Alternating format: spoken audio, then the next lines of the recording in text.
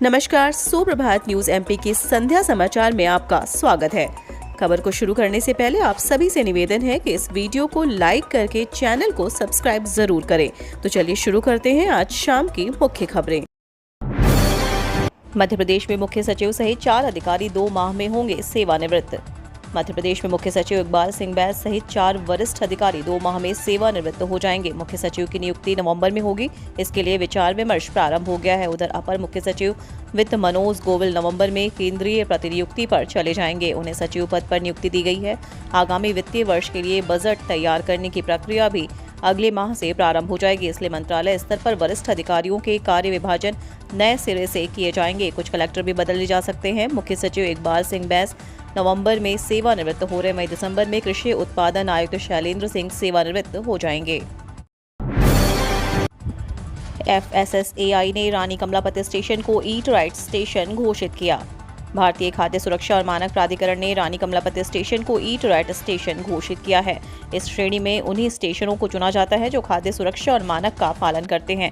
Station को उक्त श्रेणी में चुनने के लिए खाद्य सुरक्षा प्रशासन ने ऑडिट कराया था, जो कि बंसल ग्रुप व हिंदुस्तान यूनिलीवर की सहायता की है।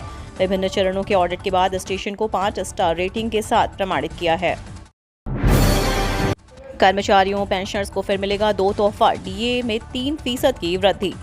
केंद्र सरकार द्वारा 7th पे कमीशन कर्मचारियों के महंगाई भत्ते में 4% की बम्पर वृद्धि की गई है। वहीं कई राज्य सरकार द्वारा भी अपने कर्मचारियों के डीए में लगातार इजाफा कर रहे हैं। इसी बीच केंद्रीय कर्मचारियों और पेंशनर्स को जल्द ही 2 बड़े तोहफे मिल सकते हैं। नए साल 2023 में एक बार फिर से उनके महंगाई भत्ते में वृद्धि की जा सकती है। अगस्त AICPI इंडेक्स के जारी आंकड़ों के मुताबिक इसमें 0.3 अंक की वृद्धि रिकॉर्ड की गई है, जिसके बाद आंकड़ा 130.2 पहुंच गया है। ऐसे में महंगाई भत्ते में 3 से 4% की वृद्धि का अनुमान जताया गया है।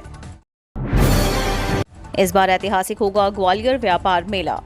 देश दुनिया तक विख्यात ग्वालियर व्यापार मेला इस बार भव्य और ऐतिहासिक होगा। ऐसा इसलिए कि कोरोना वायरस के कारण सबसे ज्यादा असर मेले पर पड़ा था। अब इस बार कोरोना नहीं, इसलिए मेले का स्वरूप बेहतर होगा। इसको लेकर अभी से तैयारियां शुरू हो गई हैं। इसको लेकर व्यापार मेला में कारोबार के लिए दूसरे राज्यों के कारोबार उत्सुक हैं। मेला प्राधिकरण से जयपुर, कश्मीर सहित दूर दूर से कारोबारियों ने संपर्क करना भी शुरू कर दिया है और वे मेले में आने के लिए अपनी तैयारी कर रहे हैं। मेला प्राधिकरण के अनुसार MSME की मंत्री ओम प्रकाश सखलीचा की अध्यक्षता में बोर्ड की बैठक इसी माह हो सकती है। इसमें स्थानीय मंत्रीगण, जनप्रतिनिधि व अधिकारी शामिल रहेंगे। बैठक की तिथि तय की जा रही है। सरकार की नई तैयारी, सुशासन की दिशा में नए प्रयास, प्रस्ताव तैयार। मध्य प्रदेश सरकार ने एक नई तैयारी शुरू की है, जिसके तहत फिंगरप्रिंट स्कैनर लगाने का प्रस्ताव तैयार किया गया है। इसमें एक तरफ जहां प्रदेश में सुशासन की व्यवस्था को सूचित किया जाएगा, दूसरी तरफ हर जिले को इसका लाभ मिलेगा।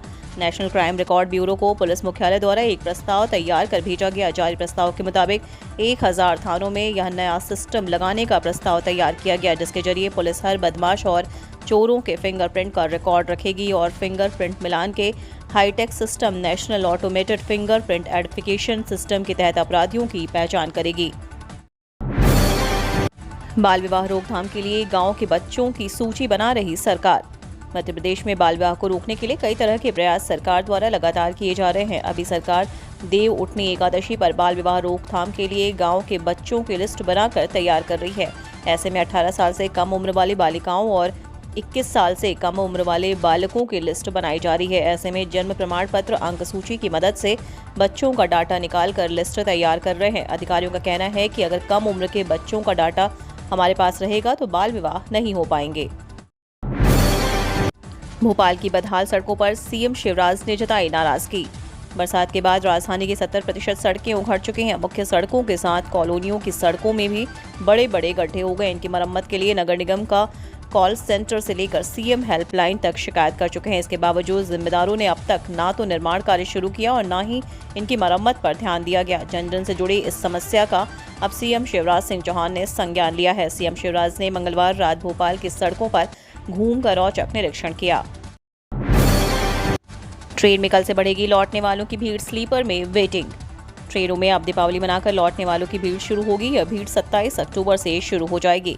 स्लीपर क्लास में कंफर्म टिकट नहीं है और सामान्य डिब्बों में जगह नहीं मिलेगी। गोवर्धन की पूजा व भाई दूज मनाकर लौटना शुरू करेंगे। इसी महीने के अंत तक भीड़ रहने वाली है। भोपाल की ओर जाने वाली ट्रेनों में कंफर्म टिकट नहीं है। इसके अलावा छठ पूजा का ट्रैफिक बढ़ जाएगा। भोपाल की ओर जाने वाली ट्रेनों में 100 से अधिक वेटिंग है। 27 अक्टूबर को भोपाल जाने वाली शताब्दी एक्सप्रेस में भी 10 वेटिंग चल रही है।